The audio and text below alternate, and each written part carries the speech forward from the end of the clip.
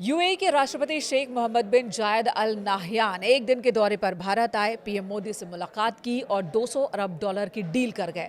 इस डील की चर्चा हर तरफ हो रही है। आखिर क्यों इस डील की तुलना सऊदी पाकिस्तान डिफेंस डील से की जा रही है और कहा जा रहा है कि पाकिस्तान की सऊदी के साथ डिफेंस डील भारत यूएई के मौजूदा समझौते के सामने बहुत ही छोटा है। तो चलिए विस्तार से जानते हैं कि भारत और यूएई के बीच कौन कौन से समझौते हुए। दोनों देशों ने 2032 तक आपसी व्यापार को 200 अरब डॉलर तक पहुंचाने का लक्ष्य रखा है।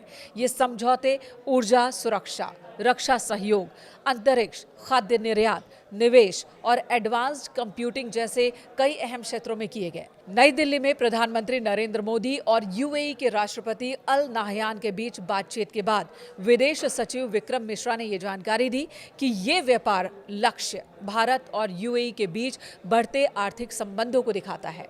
ये संबंध कॉम्प्रिहेंसिव इकोनॉमिक पार्टनरशिप एग्रीमेंट के लागू होने के बाद तेजी से बढ़ा है। विदेश सचिव ने यह भी बताया कि यूएई अब भारत को लिक्विफाइड नेचुरल गैस यानी कि एलएनजी सप्लाई करने वाला दूसरा सबसे बड़ा देश बन गया है।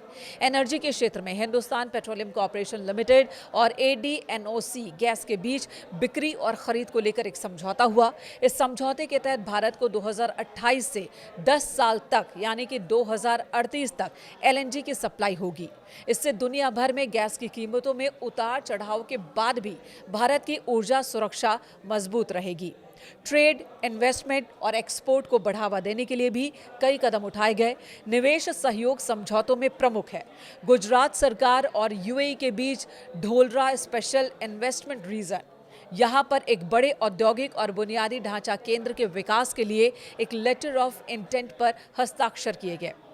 वित्तीय और लॉजिस्टिक के सिस्टम को और बेहतर बनाने के लिए यूएई का फर्स्ट अबू धाबी बैंक यानी कि एफएबी और global port operator DP world Gujarat के गिफ्ट सिटी में अपने ऑफिसेज बनाएंगे। इससे भारत एक क्षेत्रीय वित्तीय और व्यापार सेवाओं के केंद्र के रूप में और मजबूत हो जाएगा। इस समझौते के तहत यूएई गुजरात के धोलेरा स्पेशल इन्वेस्टमेंट रीजन में निवेश करेगा। धोलेरा को एक प्रमुख औद्योगिक और आर्थिक केंद्र बनाने के लिए यहाँ कई अहम बुनियादी ढांचे का निर्माण किया जाना है और ये काम शुरू हो चुका है। यहीं पर एक इंटरनेशनल एयरपोर्ट, एक नया बंदरगाह, एक स्मार्ट टाउनशिप, रेलवे कनेक्टिविटी, ऊर्जा से जुड़े इंफ्रास्ट्रक्चर और विमानन प्रशिक्षण और विमानन रखरखाव की सुविधाएं तैयार की जानी है। कृषि निर्यात के क्षेत्र में भी दोनों देशों के बीच डील हुई है। भारत के agriculture and processed food products export development authority यानी कि एपीईडीए और यूएई के ministry of climate change and environment के बीच एक मेमोरेंडम ऑफ अंडरस्टैंडिंग पर हस्ताक्षर हुए। ये समझौता खाद्य सुरक्षा और तकनीकी आवश्यकताओं पर केंद्रित है। इससे भारतीय कृषि और प्रोसेस्ड फूड के लिए खाड़ी देशों में बाजार तक पहुंचना आसान होने की उम्मीद है। यानी कि अलग अलग क्षेत्रों में कई महत्वपूर्ण समझौते हुए भारत और यूएई के बीच। पीएम मोदी और यूएई के राष्ट्रपति शेख मोहम्मद बिन जायद अल नाहयान की मुलाकात की तस्वीरें सोशल मीडिया पर वायरल हो रही हैं। इन तस्वीरों पर चर्चा हो ही रही है, साथ ही इस डील की भी चर्चा हो रही है। आपको बता दें, पीएम ने यूएई के राष्ट्रपति को तोहफे के तौर पर गुजरात के पारंपरिक शाही नक्काशीदार लकड़ी का झूला दिया है। चांदी के डब्बे में कश्मीरी पश्मीना शॉल और केसर दिया है।